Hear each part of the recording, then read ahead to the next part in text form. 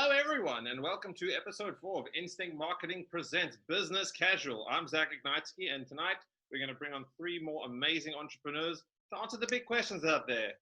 You know, how did they start their businesses? What's the best piece of advice for a new entrepreneur?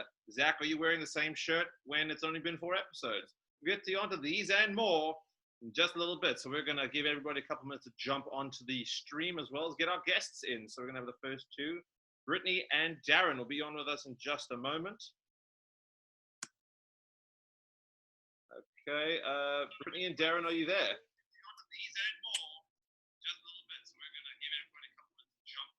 You guys hear me okay over there? Brittany, can you hear me? Yep. Awesome, there you are. Darren, are you there? Yep, I'm here. Awesome. And Shad should be with us in just a minute. Here I am. Hey, Shad, you made it. How you doing? I'm good. How are you? I'm phenomenal, thank you. Let's get everybody nice and squared up. Just a last-minute bit of a technical difficulty there. You know what? We've all been there. Okay, so let's just give everybody else a jump onto the stream there. We're going to say hello to everybody out there. By the way, to everybody watching, with all of our guests who we'll introduce in just a moment, if anybody wants to ask any questions during the stream, feel free to pop that into the chat. We will be taking all questions at the end. No, sorry, not the end. At about 3/4 of the way through, there'll be like a Q&A session from the crowd. And there's Shad. Wow, Shad, your background looks a lot nicer than the rest of ours. Yeah, the other 2, you guys, your backgrounds look great, but I'm sorry, Shad has us all beat. Yep, Unless, of course, that's a virtual background. I painted that on. Phenomenal. Okay, yes. So, as I say, crowd out there, if you just want to ask a question or just share some love and tell everybody, you know, which one are lovely entrepreneurs that you love the most, go ahead. We want to hear from all of you. So, I'm going to do some introductions first. Firstly, we have Shad Hart and Shad Hart Fitness. Today, Shad is our most exotic guest as he's coming all the way from the land of America. Our next guest is Brittany Kasco, who is the owner of Origin Travels, which is a lovely travel company that organizes group tours for women. Brittany. Hi. Happy to be here. Amazing. Happy to have you. And we have Darren Lo, who, aka Sparks, if you're into the esports scene. He is the owner of Expandable E-Sports company. Darren, how you doing? Oh, good. How are you? Good, thanks. Do you prefer Darren or Sparks? Darren. Darren's fine. Okay, awesome. You know, when you get yourself a cool online name, I always feel like, you know, I would want mine to be used as often as possible. Like, there's been at least more than one time I've introduced myself as the doctor. Not that I have any medical degree. I just want people to think that's my name. Okay, so now that we're all here, we're going to do our introductory section, which I like to call Who Are You and What Are You Doing Here? So why don't we start off with you, Shad? Who are you and what are you doing here? My name is Shad Hart, originally from Ohio. I now live in Hermosa Beach, California, which gives you the nice backdrop here that you see. I own a fitness studio here, Shad Hart Fitness, and I've been a personal trainer for about 14 years. You know, I started my own business where I worked doing a lot of in-home training and things like that for a long time, but now I have my own studio and my own space, and I do a lot of personal training and some group training as well. Awesome. Phenomenal. I'm sure, I can't say to the other 2, but I'm quite confident you can do more push-ups than I can. We'll see. We can have a contest later if you want. Yeah. Oh, I'm so down. You don't even know how down I am. Okay. So Brittany, why don't you tell us, who are you and what are you doing here? Sure. Hi, everybody. Shad, I was just going to say, I totally thought that was one of those fake Zoom backgrounds. It's very cool that it's not. But yeah, my name is Britt. I'm the founder of Origin Travel, which is an off the beaten path retreat company for intimate groups of women. I started the company just to make, off the beaten path places more accessible for those who wanted to explore them. And I started the company 3 years ago, recognizing that there was kind of a misalignment with what was offered in the market in terms of what was offered for women's specific experiences. They tended to, be very specific to yoga, luxury, detox, meditation retreats, which are very lovely in their own right, but it didn't represent that real boots on the ground experience that I loved just from my days of solo backpacking. So just trying to bring that to a wider market and help women experience the world authentically. I love it. I love it. Always want to give more options to more people. You found a gap in the market and you took it. And we're going to talk more about that later, rest assured. So Darren, tell us about you. Who are you and what are you doing here? Well, my name is Darren Lo. I'm actually originally from Ohio too. And yep. And Expandable is basically a multimedia esports organization that helps focus on growing individual content creators through live streaming and video content creation. Phenomenal. I love it. Phenomenal is one of my favorite words in case anybody hasn't figured that out yet. Okay, so the first question I want to go through is sort of just to get everybody's sort of origin story, because we all know the best superhero movies are the origin story ones. So I want to hear each of your stories, you know, what got you into this industry, what got you started, and what made you want to ultimately, you know, venture off into your own business. Okay, why don't we start with Brittany? Yeah, sure. So, you know, it's not a coincidence that the word origin story is associated with my name, Origin Travels.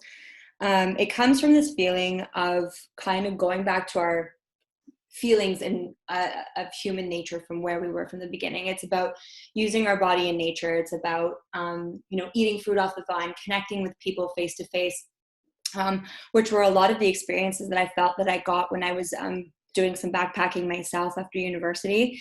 I felt like I was really alive, that like my body was made for more than just report writing and spreadsheet editing. And I was using all of these muscles and limbs and senses that, you know, were kept dormant for so many years of just being inside of the 9-to-5 grind and university time. And so when I started, you know, after backpacking, I came back and I knew that I wanted to dedicate my life to working in travel. I just felt that it was really expansive and transformative for a lot of people, and why not do that and work in that realm. And the more I worked in travel, I worked for a large-scale adventure tour company called G Adventures, which is a really amazing company. But in the time I was there, I was doing a lot of competitive research into what was going out there in the market, what we were up against as a company. And I noticed a lot that female-focused group tours weren't anything that ever came up on the radar.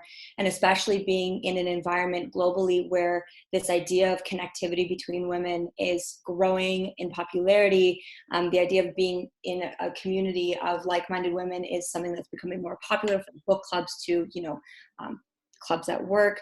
I thought that there was naturally a space that, you know, there could fall for a come as you are environment in off the beaten path places, like the places that I loved traveling to. So when I did a little bit more research, I found that the existing experiences in the market were priced at a price that I could never afford personally. It was about $2,800 to $3,200 before flights. And I remember thinking to myself that, you know, I didn't know anybody who was in my demographic as a millennial woman who had just finished school and was in my early professional career that could afford these types of experiences. And they didn't exactly reflect the types of experiences that I had come to know and love, which were meeting local people, tasting local food, just boots on the ground experiences where you're actually doing things and connecting with local communities and giving back. And so I saw that that there was an opportunity to change the way that the mainstream travel industry spoke to women.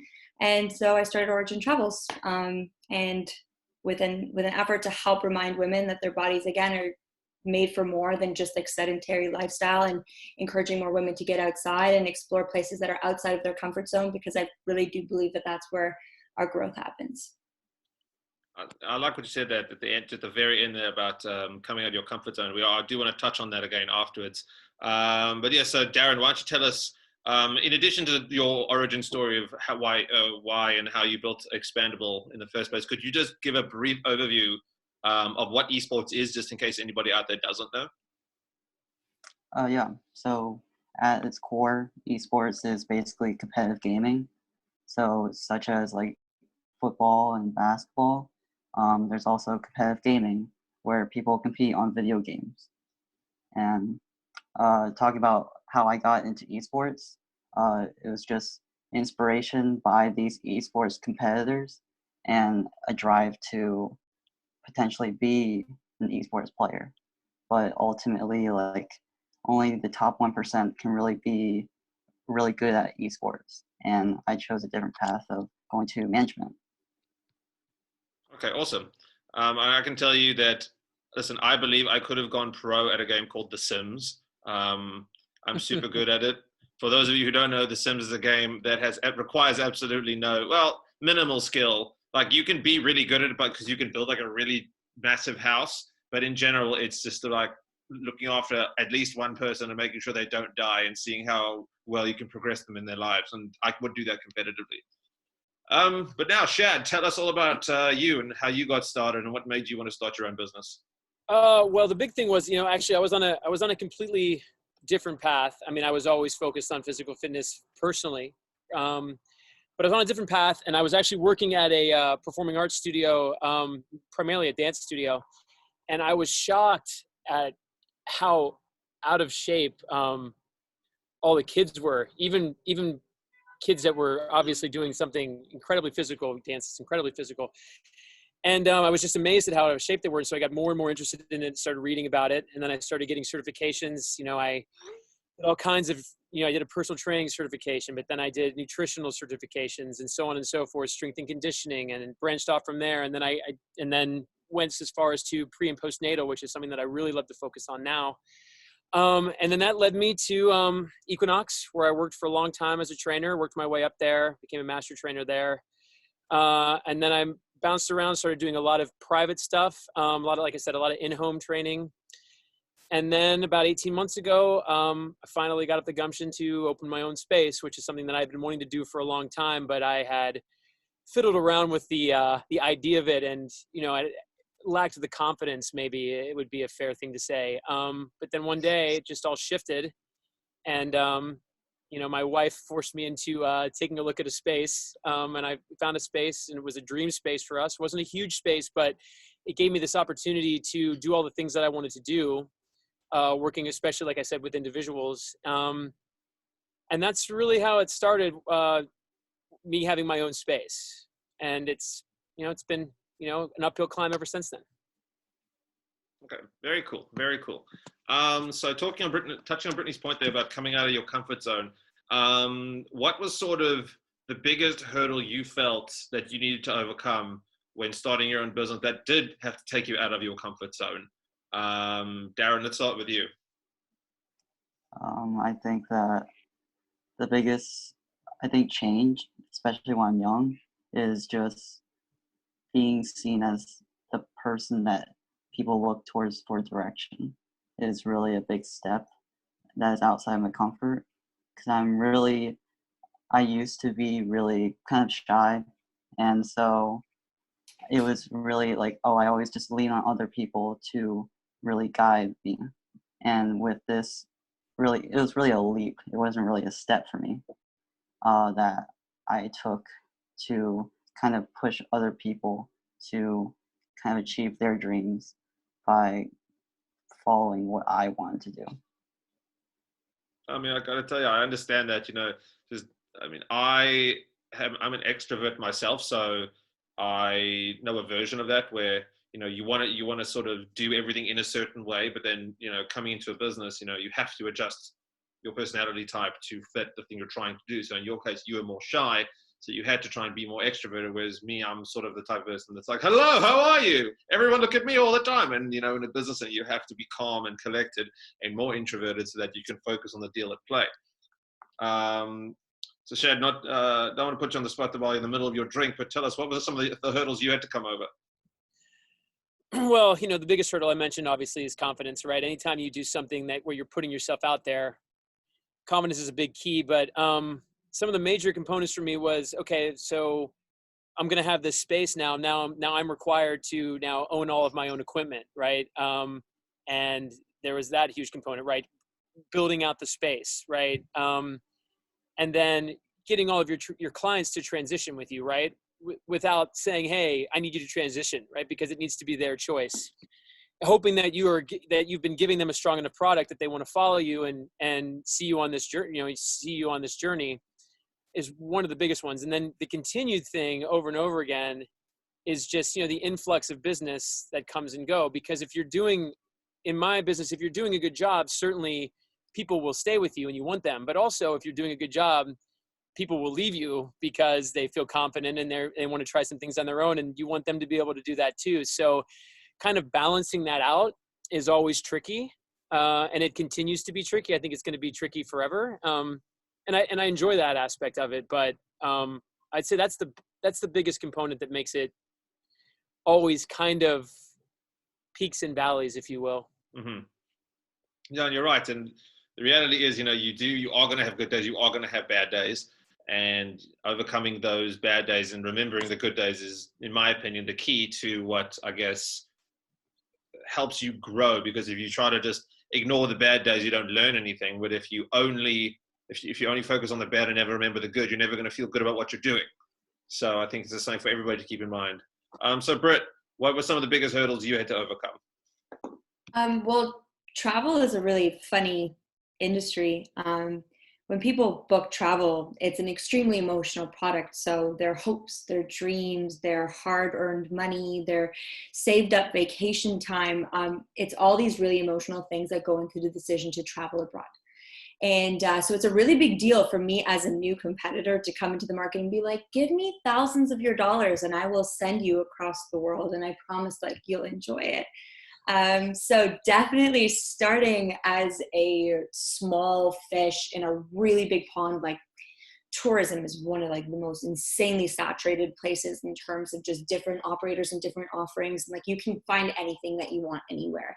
So it was really about establishing myself as a trustworthy operator, establishing a brand differentiation. Like, why would you travel with me versus traveling with another company that has been around for 30 years and runs epic trips, has, thousands of testimonials. You can really trust them with this massive amount of time and money commitment that you're willing to put out there. So definitely for me, my biggest hurdle was coming into the market as a really small fish. And it's still a daily, I would not call it a battle, but it's a daily, something that I have to work on just to continuously build trust with my audience and my community and get them to understand that and have their trust in me. So that's what I'd say. Okay, it's 100%. I definitely hear you there. One thing that you touched on there, I think everybody touched on it to a degree, is feedback. Whether it be from a client who just went on a trip, or somebody who you trained, or somebody that you're managing. Feedback is a really important part of any business, and we're all going to get good and bad feedback. So Shad, I want to hear from you in terms of, so how do you, let's say you had a client who just didn't feel like it, just came to you and just told you like, that was, oh my God, I don't feel worked out at all, or I wanted this workout and I got whatever. They came to give you feedback that they were not the happiest. What's your advice for somebody out there who got negative feedback, and how can they, what's the best way for them to handle it? Well, usually you just make that person drop and do 100 push-ups, and then they. No, sorry about the helicopter. Oh, no! I've got a helicopters nearby. Oh, woe is me! My weather's amazing, and I've got helicopters. Look, the biggest thing I think in my business, in any personal training business or any fitness business, is you're going to get feedback like that sometimes, right? And I think one of the most important aspects of my business, and one of the most important skills I think I bring to the table, is the value of listening to people, right? Like, I think that's a really undervalued skill. Like, you have to be compassionate. You have to you have to be willing to listen to people's feedback. But at the same time, like sometimes, and this is where it becomes a struggle for me in my business, is that sometimes people want to be pushed harder, but they might not be physically correct in their bodies to be pushed harder. And it's about balancing like what is good for the client, like in the long term, versus what they really want or what they think they want, right? Because I'm not in the business of injuring people. I'm in the business of keeping people well, keeping people healthy, living through longevity. And so that's a balance that you, and it can be a struggle. So it's understanding what's the limit and what you are, how far you're willing to push somebody if they are if they're not quite getting what they think from an exertion factor. Does that make sense? No, 100%. I know.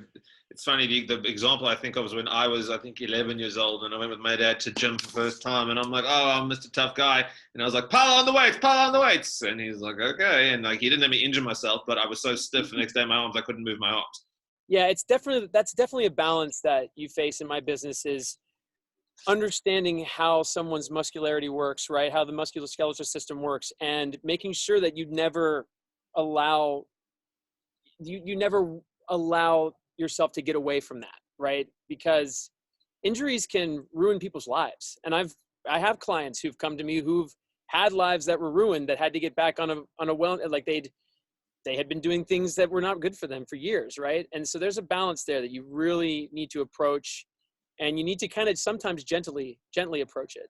Mm-hmm. 100%. I mean, I'm sure we've all had clients in those situations that they ask for things, and we know it's not in their best interest. I mean, I can tell you that at an agency, a client will want a piece of creative done this way, and just it's going to look bad. Like, no, this is how I want it. And in my case, no one's getting injured, so I can say, okay, in my opinion, I don't think this is the best move. But if you want to do this, you're the client. In your case, you can't do that, because if you do, then someone literally could get a life-threatening injury. What you do is you find another way. You change the variable another way, right? And you again, it's all in the scope of in making sure someone has wellness and living long and a healthy life. Like, that is really honestly the most important thing. I think that's kind of a balance that can really get missed in the fitness world. You get so focused on, I need to push myself so hard. Yeah, you need to do that, but there needs to be an intention behind it. It needs to be done intelligently, right? With a certain kind of focus. Exactly. And that is that's not always easy to find. That takes time. It does, and it's experience. But I just want to shift gears for a second. So Darren, when you and I spoke before, I know you were talking to me about professional gamers versus content creators, and how you shifted your focus. So could you just give everybody an overview of the difference between the two, as well as why you chose to shift those gears?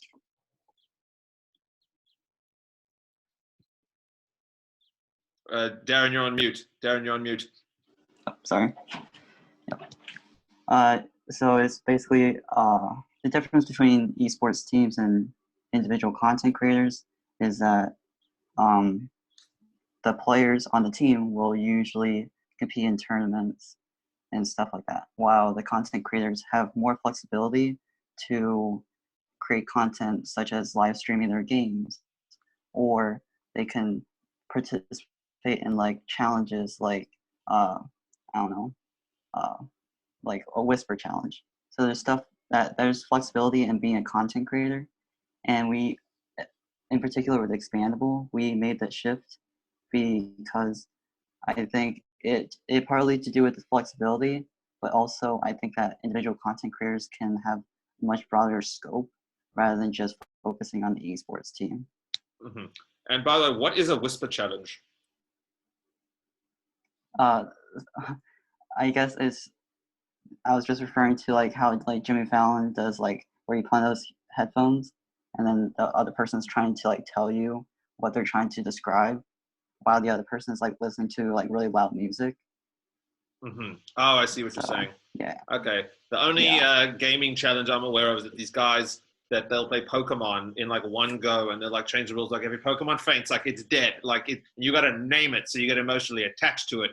And if all your Pokemon die, you end the game, you have to quit everything, and it's very emotionally traumatic. Or so they tell me. No, I haven't done it. Shut up. Okay, so Brittany, what I want to hear from you is how you stay positive throughout all the highs and lows through your business. I mean, we've all been there, and Shad mentioned the peaks and valleys. So how do you personally stay positive when dealing with all of those things? It's a really long haul. I mean, having any sort of startup, every day you go through the range of human emotion, it's completely uncontrollable. And you, if you're not careful, you can take a lot of your emotional influence from external factors, things that happen in your day, customer comments. but, trying to really center myself and keep my goals kind of clear to me. I don't think I'd ever recommend entrepreneurship to anybody who didn't get into it because they loved it, because the passion for what I do makes the hard times not so bad. And the passion for what I do just keeps me going. And I think just every single time, I've just been lucky, in the last 3 years, every single time I've just been having a really bad day, a really amazing customer testimonial will come through. And it will remind me that wow, okay, no, this was a really good trip. Or I scroll through some photos of a previous trip that we had been on, and it's just it reminds me of all the time that all the women who've been taking my trips are just stepping outside of their comfort zones every day, and they're coming back more confident and feeling about the things that they can accomplish in their day to day. So when I think about these greater things that I'm accomplishing, which is my dream, it makes the kind of mundane things seems not so bad. But I mean, I'm only human, and there's a lot of roller coaster of emotions, and I would say I just deal with it mostly by trying to keep my eyes on the prize and really just being receptive of the good feedback that comes through, because I think that as entrepreneurs, we're really hard on ourselves. Oh yeah, okay, yeah, that went well. And, everybody's telling you oh my God, you're doing so well. I saw you in this publication, XYZ. And yeah. And I'm wasn't a big deal. But I'm slowly learning to take these, accomplishments and milestones as really to heart. And to see that they reflect the hard work that I'm doing, and that helps me get through the day. Yeah, you're right. You do definitely go through the range of emotions, and the one day everything's phenomenal, and you jump up and down, and you're in an absolute fit because this happened, and we've all been there with just things. When you've got your own business, things are going to go wrong. That literally, if you'd sat there for a month and thought, what can go wrong, that wouldn't have even been on the list.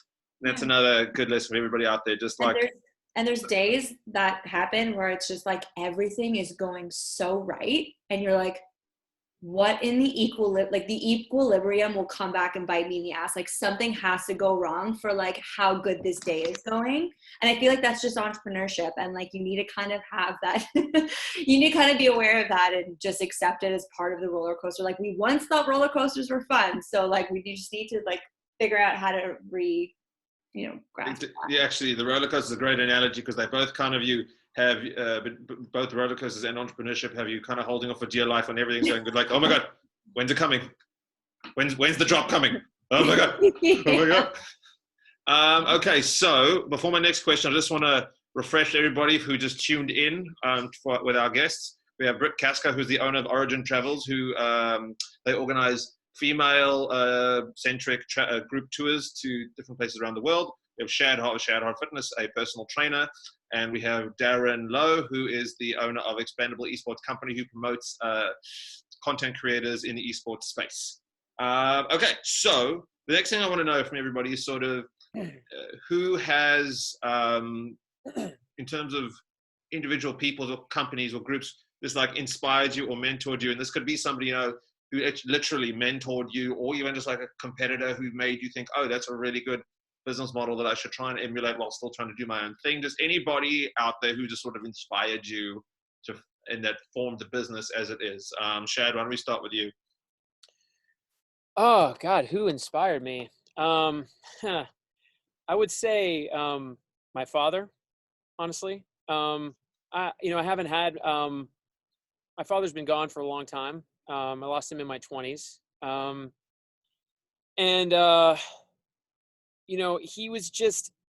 He didn't own his own business. He was a professor. It was just more the kind of person he was, how he dealt with people, the compassion he showed, and how he was as a teacher. Always made me want to go down some kind of path like that. And I do think that my business is about teaching, right? I would say he's been the biggest motivating factor for me. Okay, awesome. Darren, who has inspired you? So the most relatable, I guess, mentor for me is, funny enough, it's Gary Vee. I think it's just because of him being very brash and being very open about his thoughts. That kind of, because I'm very reserved And I think it encourages me personally to kind of open up what I want to do. And also it just helps me push myself to pursue what I want to. Because without the internal drive to really push for what I want to do in the esports space, there's really nothing else that is motivating me at the moment. Love it. Love it. And Britt, who is your biggest inspiration or mentor? Yeah, sure. I mean, there's so many platforms in which I would love to like expand to help make the outdoor spaces more accessible for women who want to explore them. And I think that someone in the industry who's doing that really well right now, her name is Jen Gurecki. She's the founder and CEO of Coalition Snow, which is a ski and snowboard company with gear made by women for women. And also she's expanded that to a magazine called Sisu Magazine, which is like untold stories of life in the outdoors. And then she also founded a microfinancing company for women in Kenya. And I've actually partnered with her to run a trip there next August to visit like these incredible women who are benefiting from the system that allows microfinancing opportunities just to like basically build their lives. And so she definitely is somebody who is just constantly striving to expand the good influence of, encouraging women to be who they are fully and outside, which is something that I really do believe is special and important. And yeah, I would say that. I mean, it's funny. You actually got to do something which I don't know how many people actually get to do, which is work with your mentor. I can tell you, I have yet to work with Adam Sandler. Oh yeah, it's a lot of perseverance. Like you gotta be around. You gotta be buzzing around, and then just like jump at opportunities to just work with them and be in their face. And that's exactly what I did. So I started off as an ambassador for the ski and snowboard brand. I'm a snowboarder myself, and I saw an opportunity there and kind of made my way around her circles and been like, hey, by the way, I run these trips. Like, want to run a trip together? And it just kind of took off from there. So you got to put yourself out there. But I'm sure maybe if Adam Sandler's listening right now, like, oh, if Adam Sandler's listening right now, I would honestly just stop what I was doing and do a backflip, and I don't know how to do a backflip. Okay, one thing I want to talk about, this is a question for Shad. In terms of growth, and what I mean is personal growth, specifically with your knowledge base, because I know you are a very certified guy in all your different facets of training. So maybe you can sort of tell everybody some of the different certifications you have and why it's important to be constantly like developing your CV, for lack of a better term. Well, okay. So I don't. Do you want me to run? I'm Just not going to run off all my. Okay, so one of the biggest ones I have that I've spent a lot of time on is pre-postnatal certifications. If you don't know what that is, that's pre-post pregnancy. I got into that about 7 years ago, and I got into it kind of on a whim because I had a client who I'd worked with for a long time, and I didn't have this certification, and she was like, well, I'm pregnant. It was the first person I had trained who had become pregnant. And I was like, I don't feel comfortable working with you until I get this certification. And she's like, oh, it's okay. It's okay. I was like, it doesn't seem okay. So, I spent a lot of time going to seminars and doing those certifications, and I just loved it. And because it is different. And you're dealing with 3 different trimesters, so 3 different, very specific hormonal differences. I'm not a woman, so I can't say for sure, but I'm, obviously they're very different, and they need to be approached differently, and they need to be approached with care. And then once it's over, it's not over. Like the female body's going through a billion changes afterwards, after pregnancy. And so being mindful of that and understanding how that cycle works and what your role is, and when someone should be starting to do something again, and do they have a C-section, and how you need to approach that if they have a separation in their their abdominal wall. And that's a big deal. And I think a lot of times that stuff gets glazed over. And so I didn't want to be one of those people that glazed over that stuff. And thank you. But it was interesting because it was a lot of hard work at the beginning, but then I just enjoyed it so much. I just, I kept doing it more and more. And that's not the only people I train, but I do see a lot of that still. And that's been one of the biggest things that I've really enjoyed over the last, I'd say 5 years. Yeah, and it's good because it meant it's just, you happen to love seminars and developing your skill set and all that, but it made you, it made you a better trainer. It made you more knowledgeable. It made you able to help more people. And from all of our perspectives, for me personally, I've had to go learn different things about marketing that I didn't know about. And it just made me able to help more clients. Now, obviously, what you're learning is a lot more technical and involved, and I don't want to even start trying to think of how much more complicated your thing was than mine. But anyway, so next thing I want to talk about, and this is a question for everybody, I want to talk about brand and culture, because I think that's a very important part of marketing. That's sort of been one of the most common questions I get, and we often talk about it on the show. So what I want to do is sort of talk about what each of your brands are, and sort of if you hit it big and you had like a multi-million-dollar business and you had an office, what sort of culture you would want to instill. And for those of you listening who don't necessarily know the difference, brand is more, I would describe brand as the adjectives that represent your company or how you want to be perceived, whereas the culture is, within your team, how do you, what's the system you want to operate within? Do you want to be, just one example, is it very,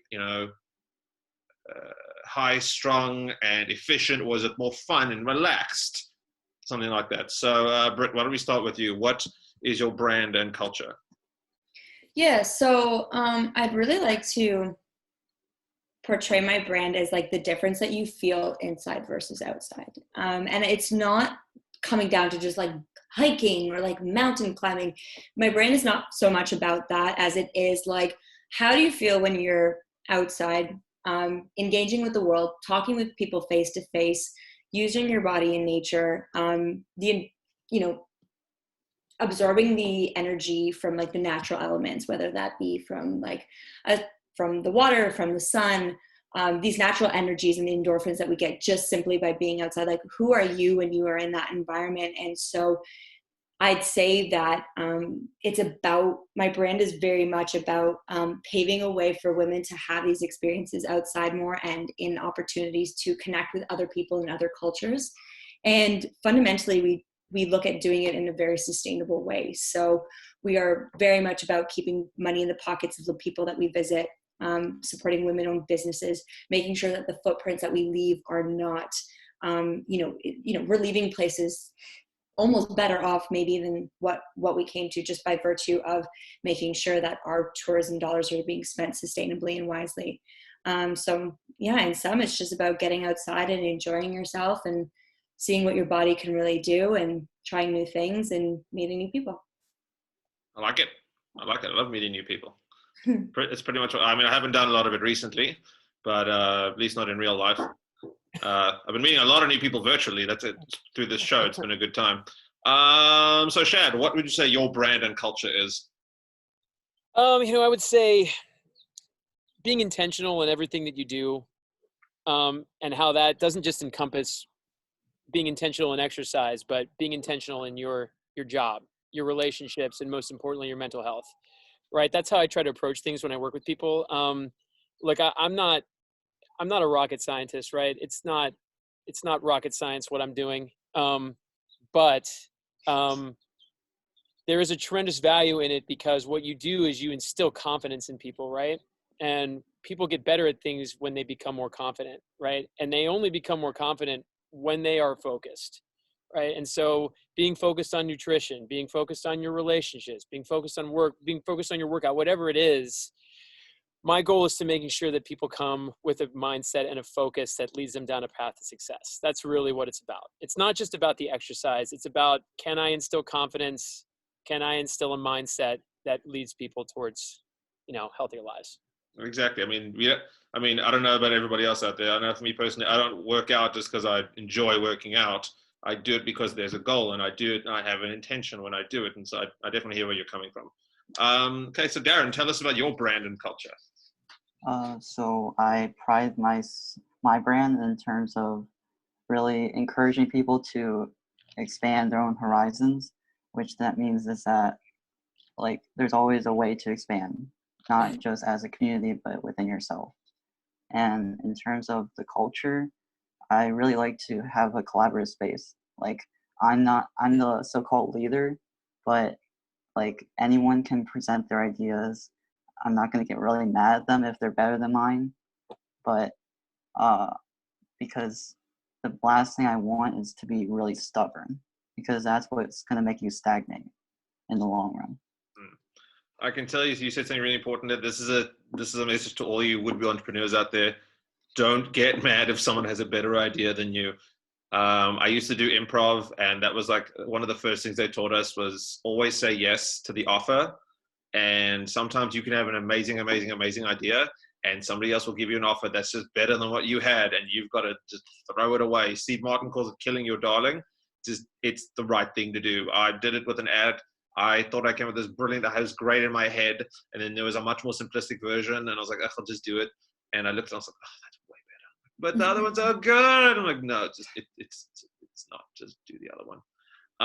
Okay, Darren, one other thing I wanted to ask you. You told me about a really interesting tournament you did, which was you said was your sort of company's highlight. So why don't you tell us a little bit about that? Before you do, though, I just want to give a reminder to the crowd that if you guys have any questions you want to ask any of our phenomenal entrepreneurs, please throw those in the chat, and then we will get to those in a couple of minutes. So, yes, Darren, go ahead. Yeah, so I think the biggest accomplishment for our business was that we were able to host 150 competitors and have a live stream of the competition for 60 plus people. And it's just a really momentous thing at the time, just because it's really important for an esports organization to really engage with their audience. And their audience is the people that follow their teams and their creators. And that tournament was just like a culmination of all that hard work of like months into just a big competition over one weekend. And I mean, I got to tell you, to get 60 people together, it is a big deal. You know, some people say like 60. I had like 200 or 1,000. Like, don't ever let anybody make you feel bad because their number was better than yours. Always feel good about the thing you did. If you set a goal and you hit it, like that's a party. I don't care who says it otherwise. So now we're going to talk about the big elephant in the room, or the elephant that's keeping us all in our rooms, the COVID situation. As we've said many times, COVID's affected all of us in one form or another. So I want to get your guys' insight, how COVID has affected your businesses and what you guys are doing to combat that. Shad, why don't you tell us? Well, initially, I don't know how it was for you guys in Canada, but, we were a little late to the party in the States. I did I did a forced closure before we actually had to close business, mostly because I don't need to get into the details, but I had some people that were really kind of brazen about, oh, this is no big deal. And then I had a lot of people that were really scared, and I just felt like if I was going to be seeing these people and they were going to be intersecting, maybe it wasn't going to be safe. I like anybody else, I don't know enough about this disease or this virus, especially at the time, right? So I did a forced closure, which was really scary because while I had been doing some virtual training, I had some clients in San Francisco, just a couple here and there. Mostly everything I did was either in someone's home or in my studio. And I had to shut that down, without any kind of ending date. So the first thing, that was tough is that, you want to move people to a virtual platform, but you also, you had to respect the fact that everyone was going through maybe possibly losing their job or working from home or their salary being cut back. And like maybe I became a little bit less important in that person's life, who knows, right? And so approaching that gently, how do you start to have that conversation about how can I be available to you? And that that changed into me doing a lot of virtual stuff. And what I started doing was a lot of programming for clients instead of seeing them one-on-one virtually, or I would meet with them for 20 minutes virtually and I would have a program for them to do. And then I had to base it all around like, what did they have available, right? Because what they had available was probably not going to be what I had available at my disposal in my studio, right? So I mean, that was a big deal for me because the first couple weeks it was like completely, lost revenue entirely. But the focus can't be about that. The focus had to be about finding a plan and a focus that would allow me to continue to do business in some way and then meet the needs of clients at the same time. And so that's what I started doing, mostly virtual. And then, I'm sure we'll get into some other stuff later, but that was the first initial thing. Okay, awesome. I mean, the good news is at least, it's sort of given you a platform, in the virtual space where you can, you're not, as you said, you're not restricted to just your area. Like you're already training people in San Francisco. And now anyone in Canada can get a training session from Shad. Right. There is definitely some of that. But it's still evolving. And I think, the other, Britt and Darren can attest to that too. Like our businesses, big or small, are they're not final right now. They're evolving like daily.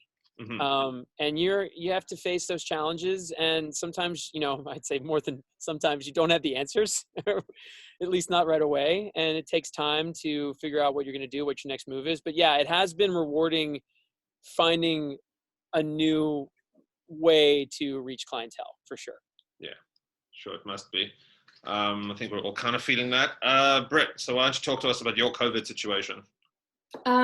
Well, yes, also sucks to be a travel company with all of the borders everywhere closed down with no real end in sight. But what I think, I have to consider as a business owner who operates internationally is that my lifting of isolation regulations aren't going to come as fast as regulations for other people potentially. I'm preparing my business for a restart that starts more locally. So maybe our city opens up borders. Maybe we can start going to the parks. So we do a lot of beach cleanups and yoga in the park. So it's going to be leaning on a lot of those local things. Then maybe I can start, we can start traveling to other provinces. And then maybe once that looks like it's right, looks like, things are clearing up, then maybe international borders will open with countries that seem to be on a similar wavelength in terms of flattening the curve. It's so unknown to me. But what I do know is that this is not a time for me to go dark as a company just because we specialize in, in-person experiences. But what I can really use this time for is to really emerge as a voice of travel. We have completely revamped our newsletter to be the Good Travel newsletter, and Good Travel is essentially exploration that makes you and the planet feel nice.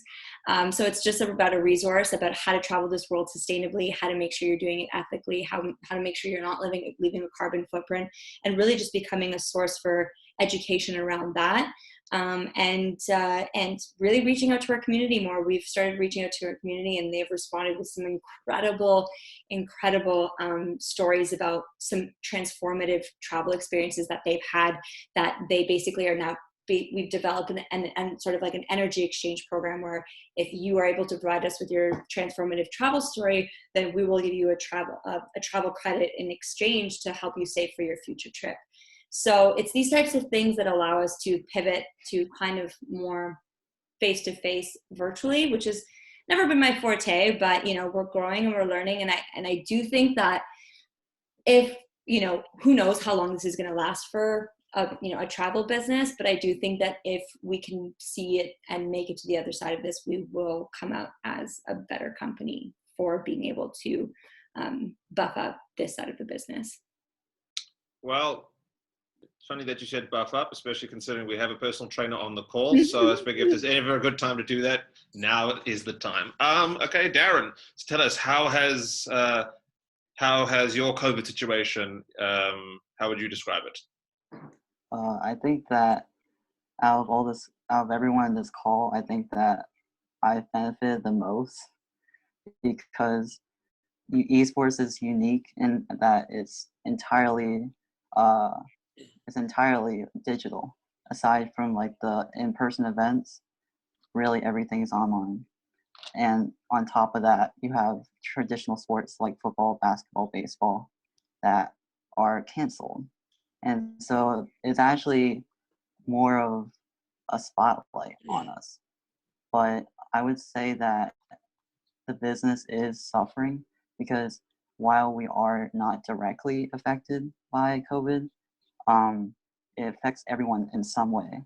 And in our regard, it affects us in our productivity, because some people in their household, they just got cut from their job, and so they have to spend more time with their family to generate more revenue, because they're now out. They're now out of one salary that made up a huge chunk of their household income, and so it just impacts overall productivity and how people are available. 100%. I mean, on a normal day, I mean, unless you're one of those, as you said, the sort of the 1% of people who are making oodles and oodles of cash, playing games competitively, video games or gaming in general is just going to fall by the wayside in this current climate. So, but I do agree with you that, because it's all digital, you are in a more unique position to not take as hard of a hit. Okay, so now we're going to go to the comment section. First off, I want to say that Joanna Tonkin says Brit's trips sound so cool and unique. And I want to say that I am probably one of the most supportive people out there, because both of my parents are watching the stream. My mom is giving me a shout out. Okay, so now we have some questions from Nikki McCormick. Firstly, what has been this is for everybody, what has been your biggest personal achievement since becoming a business owner?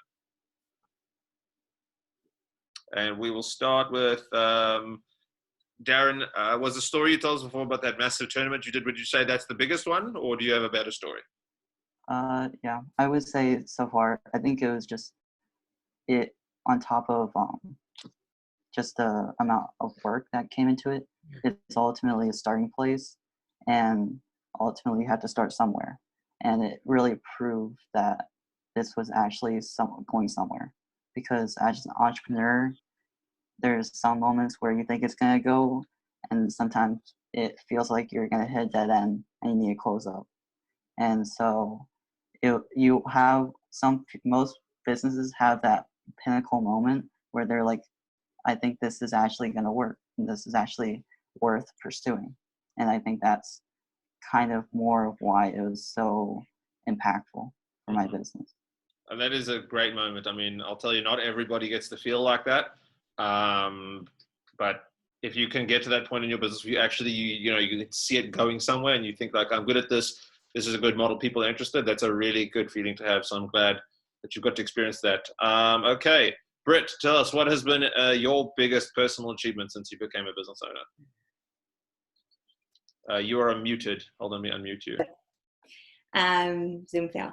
Yeah, no, Darren, I would agree with you. Like, I mean, I was thinking as soon as you asked this question, like, oh my God, my biggest achievement is like I stayed in this like as long as I have, just because, it's hard. I would say, like, I'm generally a really, really confident person, and then you like enter into this realm where all the stakes are on you, and like you're working for every penny that you have, and then suddenly you're just like second guessing every move that you make. It's really exhausting, but I mean, the good parts make up for a lot of it. But yeah, I would probably say that, my biggest personal success has been attracting, my first investment as a small business. I wasn't really even looking for it. I kind of just landed a meeting with somebody who happened to just be the former president of like the largest specialty boutique travel company in Canada. And I was kind of sitting there like crying to him about like, well, what do I do? Like, this is really, really hard. And he saw the drive in me, and he saw that I was working 4 jobs on the side just to keep this thing going. And he became my first strategic investor. And ever since he kind of like reached out to me saying that he wanted to be involved, I started like sleeping again. So, it's like, it's a lot to do with that validation that you get from just being like having somebody out there to be like, yeah, you're doing a good job, which sounds crazy. But, at the end of the day, like, I'm really proud of where we've come with the company, and we've grown so much. And sorry, my puppy just walked in. She's distracting me. But yeah, I would say just, actually just staying in it this long, like, I'm really proud of myself for being able to weather the storm, and I'm so excited to see where we're going to go from here. I think you gave me an idea there that I'm going to share on the live stream, and if somebody else takes this and it goes huge, I'm going to be so mad. But I think I should go start a new business of like a professional motivator. You just go to somebody's house and they'll be like, you're doing great. You're doing so good. Yeah. you need those people in your life, man. Honestly, there's so many businesses that start off who, you know, you listen to like How I Built This with Guy Raz, like the NPR podcast, and there were so many businesses on there where like everybody, including their friends and family, told them that their business idea was terrible. And it's just like, how do these people make it out of there? Like you do seriously need that support system around you to continuously encourage you and through the days. And that's so important. But yeah, I think you'd make a killing. I'd hire you. Thank you. Funny, it reminds me of, I was watching a masterclass. Those videos are phenomenal. Everybody should get masterclass if you haven't seen it. And I think it was the woman who was the CEO of Spanx, I think. And she was saying that when you go to some, when they said she's super, super good. When you tell somebody an idea and they just say it's dumb, as opposed to telling you what won't work about it, it means it hasn't been done before. And that means you're onto something. Because if they just say what's wrong with it, they've seen it somewhere else and they know the pitfalls there, they just say, that's dumb. They're like, oh, we might have something here. Okay, Shad, what... there are, two actually. One was just, it was such a big deal for me to get my own space, have my own space, because you're, you've got a business mortgage now, and you've got new sets of bills, and are you going to make it work? And so that was a huge accomplishment over the last 18 months. And I feel really excited and successful, right, about that. But the other one was actually it's happened during COVID-19. And, I wanted to, since I couldn't see my people, individually and in person, I wanted to do some online, like, free classes. I was like, how can I give back in some small way, right? So I started doing these free group classes to Hermosa Beach. And as I was doing it, my wife was like, you're pretty good at this. Maybe there's something to this. And so I borrowed a bunch of, upscale video equipment from a couple of friends, and, we started laying down videos and editing them. And now we're getting ready to release an online platform of a workout series that was only going to get bigger. And we're releasing it at a really small price point that we're really excited about, because now we can hopefully reach, a larger group of people. And so that was something, even if it fails, I am so proud that I was able to take the initiative to do that, given some pretty rough circumstances, which again, we're all experiencing. And that's not something that was really outside my comfort zone. So I was really, really proud of myself for doing that. I think so. The most important thing, what you're doing there is super amazing. But the thing you touched on is that you, like, if it flopped, you were okay. And I'm not saying it will. I actually think it's a super good idea. But the point of the story is, again, everybody out there, you need to be okay with things not working out. You need to be okay with failing, because you don't learn anything if everything goes your way. And please believe me, it won't. Sometimes your lessons are cheap. Sometimes your lessons are expensive. But no matter what, you're going to learn something, and it will make you better once, the agony of the thing goes away. Okay, last few minutes. I just want to play a little game with everybody, and then we'll do our closing statements. Okay, the game is called 30 Seconds. Everybody watching the other streams, you've seen it, but I'll just explain it for you guys. We're going to do a little differently tonight. I've got these cards, and they've got 10 things on it. And I'm going to describe them for you as quickly as possible. I'm trying to get through as many in 30 seconds, and you guys are going to try and guess. Now, normally, what happens is that I would just do a practice round, and then each one of you would take a turn reading with the card against you. But the problem is I'm now taking myself out of the equation. So it's all against you three. And I just want to make sure. Is my counter ready? So we just yell stuff out. Yes. So this is just the practice round. Okay. Just to give you guys a feel for how the game works. And this can't take too long because the game itself is called 30 seconds. Okay. Okay. 3, 2, 1, go. He's the painter. He does really weird strength. Yes, that's it. Okay. New York, minute, made of. Tony Bennett? No. No. The song's called New York. Oh. Okay, we'll come back to it. His ark. He had the ark when the flood came. Noah. Yes. What's the Big Apple? That city, and say it twice. New York City. New York. Correct. Okay, not 16, but the one above it. 17. Yes. What? And the place where that's fine. Okay. So that was the practice round. So now the counter will be Counter will be keeping track of who gets what first. It's not whoever gets it first. Okay, What do we win? A prize, which I will tell you at the end. Oh. And bragging rights. Okay, so that was the practice round. All right, and we're going to start the next round in 3, 2, 1. The only search engine anybody ever uses ever. Cool. Yes. Google. Okay, the little fairy guy from Valentine's Day. Cupid. Cupid. Yes. Shot through the heart. That guy. Who sings it? Bon Jovi. Yes. Okay. When you have the torch and you're carrying it. No, it's the torch during that big sorry, I said the word. Okay, the phone company. Hello. Moto. Yeah. What's the whole company? Oh, AOL. No, wait. Motorola. I have no idea. Oh. Motorola. Yeah. Yes. Hello, Moto. AOL. Wow. That was wonderful. I don't know. That was so old. Are they still around? They actually released a modular phone. It was actually pretty sick, but it was too expensive and nobody bought it. We're just waiting for the results to come in. Oh, Britt beat us all badly. Yeah. Okay, that's only round 1. Oh, okay, good. Yeah. It's only round. Okay, so Brittany, you got 1, and Brittany got 2, Shad got 1. Yeah. And you know what? Just to make it interesting, round 3 points are doubled. Okay. Okay, ready? 3, 2, 1, go. He was married to Demi Moore. He did Punked. Bruce Willis. No. Ashton Kutcher. Yes. Okay. Chris Hemsworth. He's the Avenger with the hammer. Thor. Yes. The game where you answer questions, you get pieces of a pie, and you go around the board. Oh, Trivial Pursuit. Yes. Okay. The state that Houston is in. Texas. Texas. Yeah. Okay. Hungry Like the Wolf. That band. Oh man. Time. Duran. Oh. Okay. So points are coming through. That was intense. Let's see if anybody. I wonder if the chat's coming. Okay. So we're just waiting on the points coming in for that. Okay. So round 2.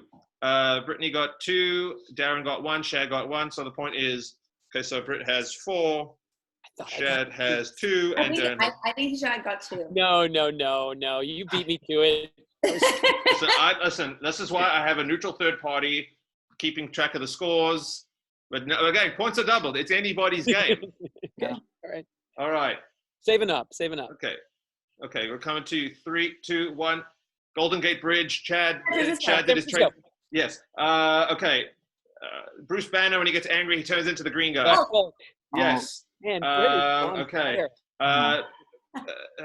David's wife, Posh Spice. Oh, David Beckham. Victoria Beckham. No, Victoria Beckham.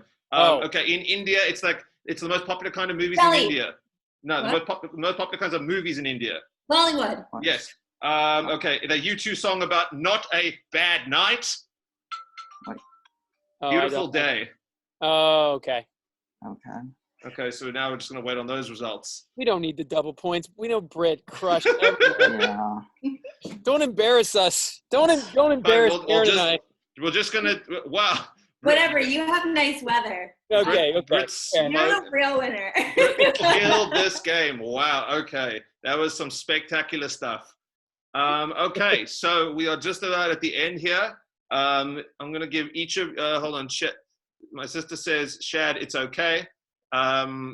So we are going to just have our closing moments here. If you guys want to say any last words, any pieces of advice to the would-be entrepreneurs out there, now's your chance. Darren, let's start with you.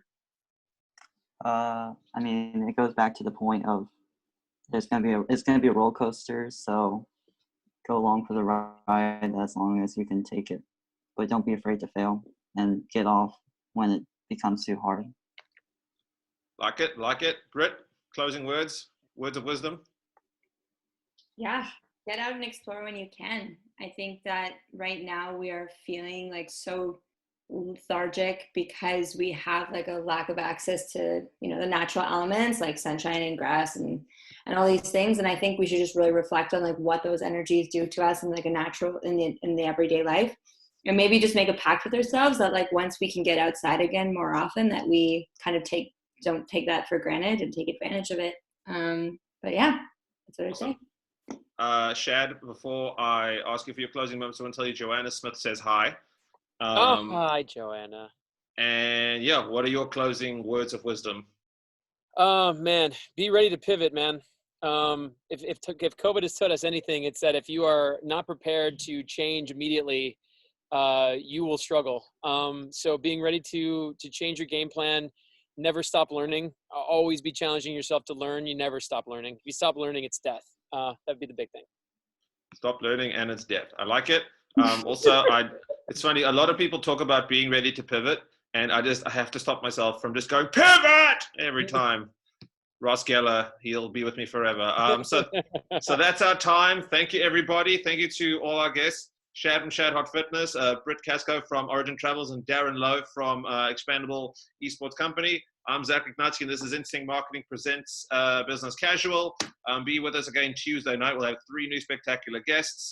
If you want to get any of our guest details, please contact me, and we will see you guys on Tuesday. Have a grand old time, everybody. Nice meeting you guys. Talking to you. Bye.